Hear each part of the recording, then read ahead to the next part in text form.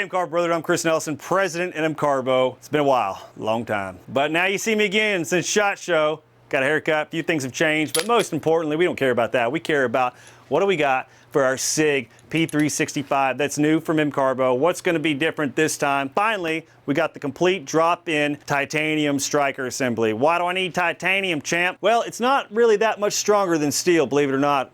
Totally threw me for a trip, and I told the engineers long ago, we're not doing titanium unless there's a really good reason. And saying that it's almost comparable to steel in terms of strength and everything else, who cares? Well, the 40% weight reduction is what matters. This is a striker fired micro compact. Very, very small, short, tight window to get that striker to engage with the primer and get the hell out of Dodge as quickly as possible without getting any sort of drag or anything else on the way out. So the titanium, 40% less weight reduction. And we're gonna jump on the tabletop, and now that nifty little MIM that we see from the factory, it's not to make it look cool. It's not to allow some neat little crevices for you to store some carbon for later. It's to reduce weight all day long, lipo for the striker. And it doesn't really help with any of the strength or any of the structural integrity.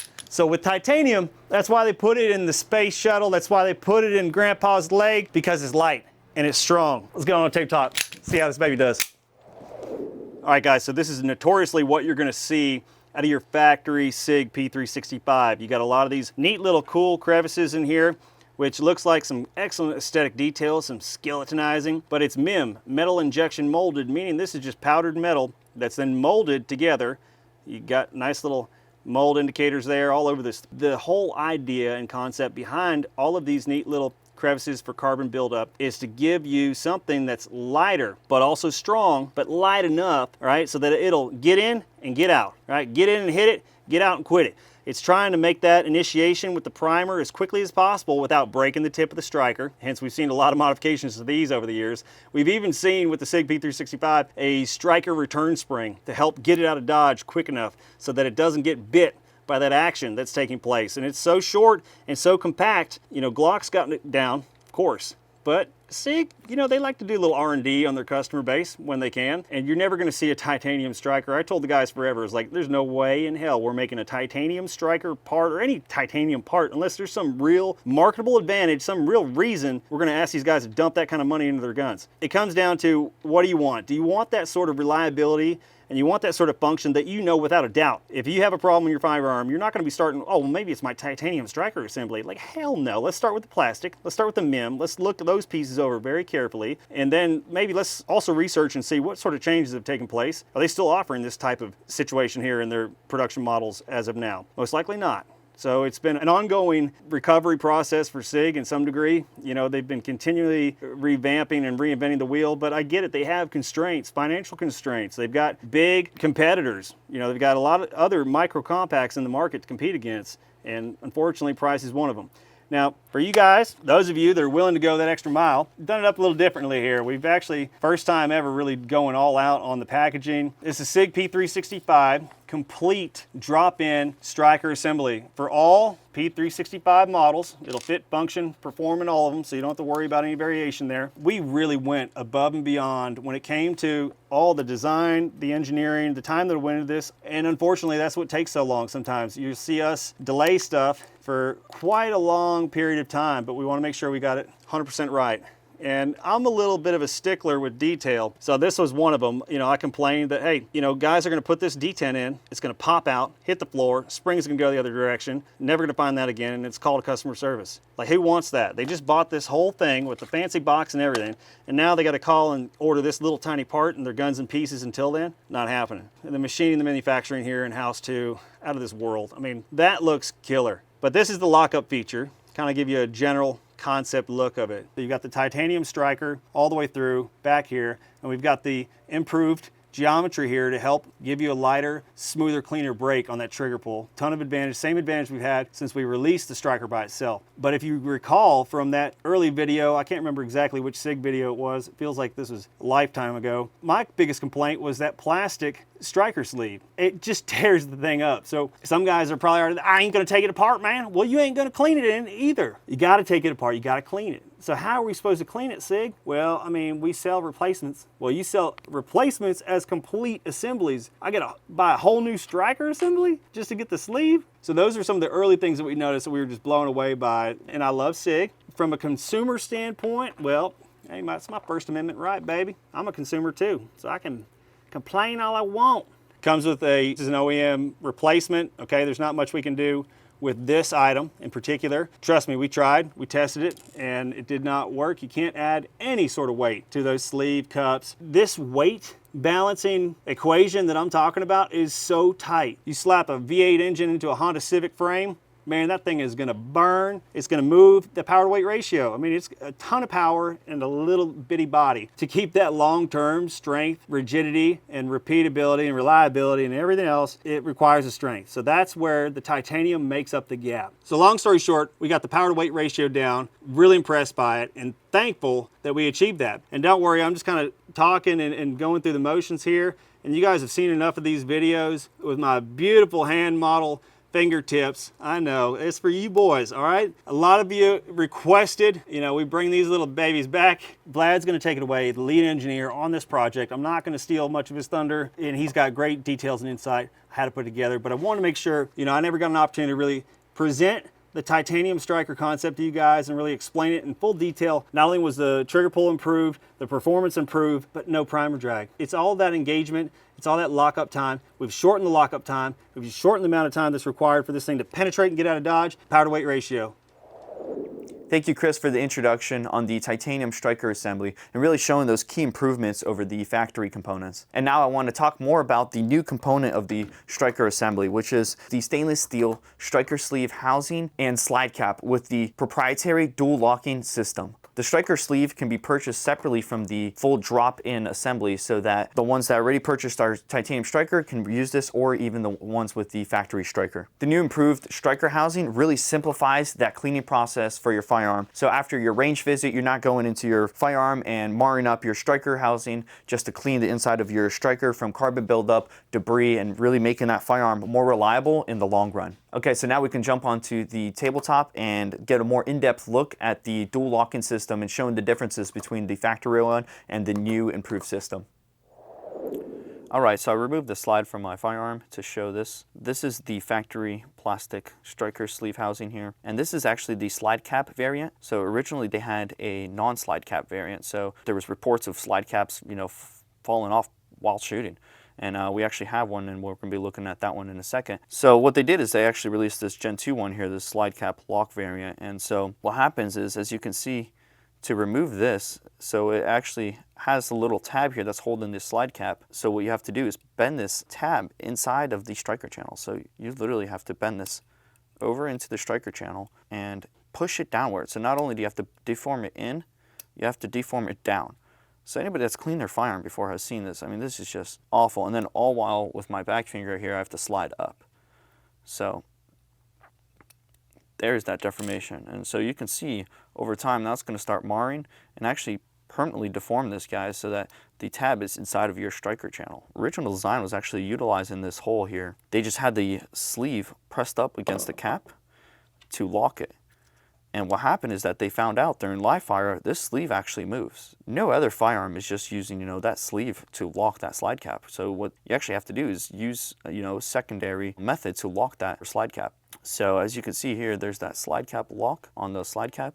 And so without this, as you can see, the first gen, I'm gonna pull that out right now. There's that first gen. And there it is. See, there is no locking tab here. And so what this first gen is, this little section here would get pushed in with under spring tension and just pushed down into the hole inside this slide. What would happen is the only thing that's holding now this slide cap is just the locking mechanism right here, just this little lock on the bottom section here. There it is, that's the lock. Nothing else is holding this slide cap from coming out. So under that spring tension from just the striker spring is the only thing that would be holding this striker housing into the slide cap. And so what would happen is during live fire, this guy just budges a little bit and now your slide cap is gone. There's nothing else holding it. SIG did fix it, right? They did a quick patch, so what they added was a little tab here. So you can see it sticking out. There's that locking tab. And so that's why this variant's called slide cap lock. So how does the MCARBO striker sleeve housing lock the slide caps to prevent it from coming out? And without having that tedious, tab breaking process like the factory one with the Gen 2. So what we actually did is implemented both locking mechanisms. So we still have it like the Gen 1 where the striker sleeve housing here locks into the slide cap. So as you can see here, it will click in. See, it clicks into here. So still, the striker housing is holding it, but we also added these tabs here so that it can't move too deep into the striker channel. So this also is locating it to prevent it from moving more than we want it to. So the striker housing is locking the slide cap here, but then also we have our proprietary pin here that is spring loaded. So this locking pin here also locks the slide cap using our slide cap. So that's what that hole placement here is for. That's why the slide cap and the striker sleeve have to be sold together and come together so that we can integrate dual locking. And so this spring loaded pin inside of the slide slides right in and pops it and locks it right there. So as you can see there, this pin is locking into the slide cap under spring tension. So there's the pin and the striker sleeve here work together to both lock up the slide cap here. And we'll show it inside of the slide how quick and easy it is actually to disassemble and remove without scratching up or deforming any parts here, making that cleaning process much more efficient and knowing that your slide cap is actually secured on, your EDC firearm, which has zero room for error. Now that we know the difference between the Gen 1 and then the Gen 2, now we can jump into the installation and actually see how this is installed and disassembled. The installation is very simple, so the only tools required is the MCARBO Gunsmith Shank Tool, iPro, and Gunsmith Bench Block. To start, we're going to verify the firearm is clear by racking the slide back, checking the chamber, bolt face, and the mag well. This firearm is clear. While it's racked back, I'm going to be pushing the takedown lever downward, just past, negative 90 degrees. Release the slide here and pull the slide forward. The SIG is nice because you don't have to pull the trigger to be able to release the slide. I'm going to be setting the frame aside, just focusing on the slide. Okay, with the slide off, I'm going to be using the shank tool. The reason I like to use the shank tool over, a punch set is because you got to get underneath and on top of this sleeve right here to be able to push it down. And so if you have something a little too thick here, it's going to be a little bit more difficult. I'm not saying it's not impossible. It can be done, but it's much easier with the Gunsmith shank tool here. So what I'm going to be doing is pushing the sleeve in, so towards the striker here, and then pushing downwards. And I'm also going to be prying towards the top section here so I can be able to get leverage to push it downward. All right, so as I push it here, I'm going to be twisting my shank tool and pushing downward. There it is. So I'm leveraging, on that slide cap a little bit to be able to push that downward. And then with my left hand, we're just holding the slide here, I can push that slide cap upward. So I push that striker sleeve there, you see, it's inside the striker channel, and pulling upward. You can just see how bad that deformation is on that striker sleeve. So with the slide cap removed, we can really see on the striker sleeve already that wear marks on the top side here. So if you're using your firearm, cleaning it after every range visit inside of that striker channel to make sure you got a fully reliable firearm, just to be able to disassemble, you have to push it that much. So how much more times can we do that with this plastic sleeve before, it fails on us when we need it most? So to proceed, I'm going to be covering the striker block safety here because as we remove the striker housing, it's going to want to shoot out. So I'm going to be covering it with my left hand here. Even you can compress it a little bit and then pull out the striker assembly. So now I'm going to release slowly here and see it's not much spring tension here, but just cover it up so it doesn't come flying out. Okay, so now we can set the slide down and now we can bring out the MCARBO titanium striker assembly. This is the full drop-in package, so this is ready to go. And if you already have the titanium performance striker, then you can skip ahead on this video as we're going to proceed with the drop-in right now. Okay, so now let's proceed with the drop-in kit. Open this up.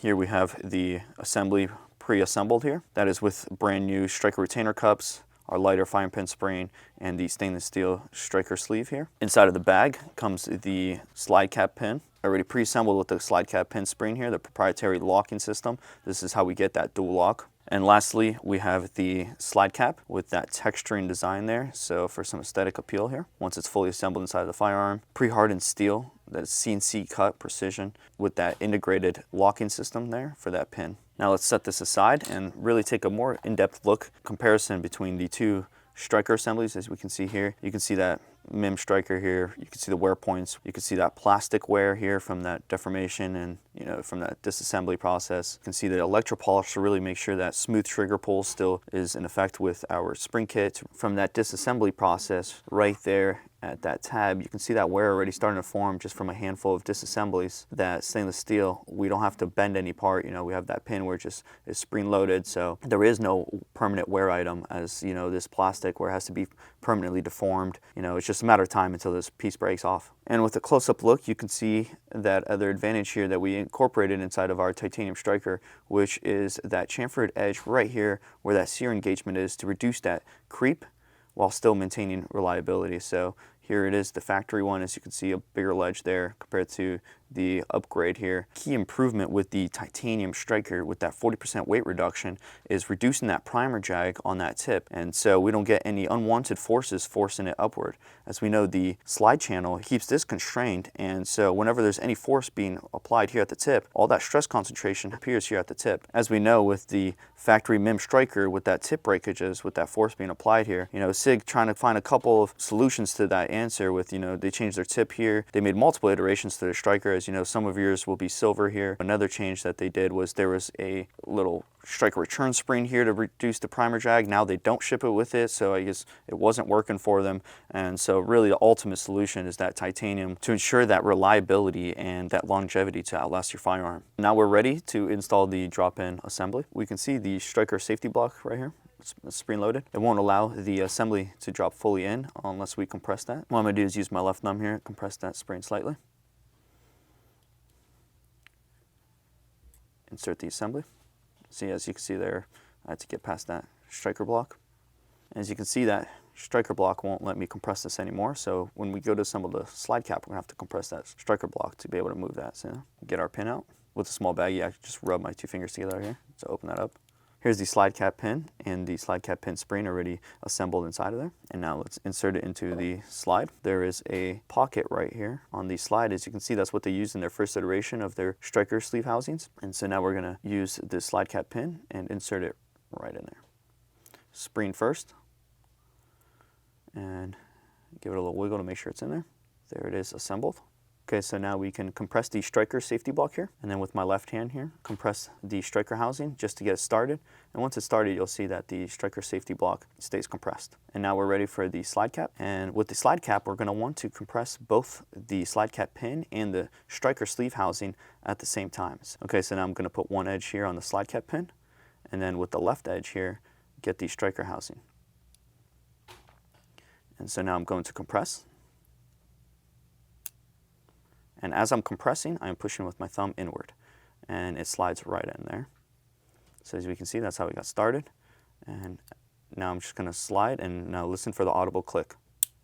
Now I know my assembly is locked and double secured. As you can see in the slide cap pin here, it is locked into the slide cap, and then also the striker housing is locked into the slide cap. So therefore, now we have both of them working together to make sure this slide cap is not going anywhere. And so I was able to do that install without using any tools and just compressing that slide cap. Now we're ready for disassembly, which I'm going to be using my 1/16 inch punch. The first step is to get the striker sleeve housing downward and compressed.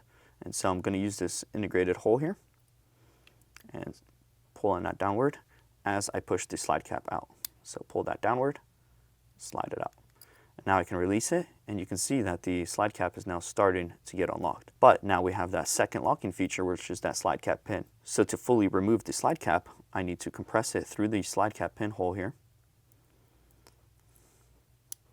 And now I have both of the features unlocked. Before you fully remove the slide cap, that spring-loaded slide cap pin is going to want to shoot out, so I'm going to be using my left finger here as I remove the slide cap to keep that slide cap pin from springing outward.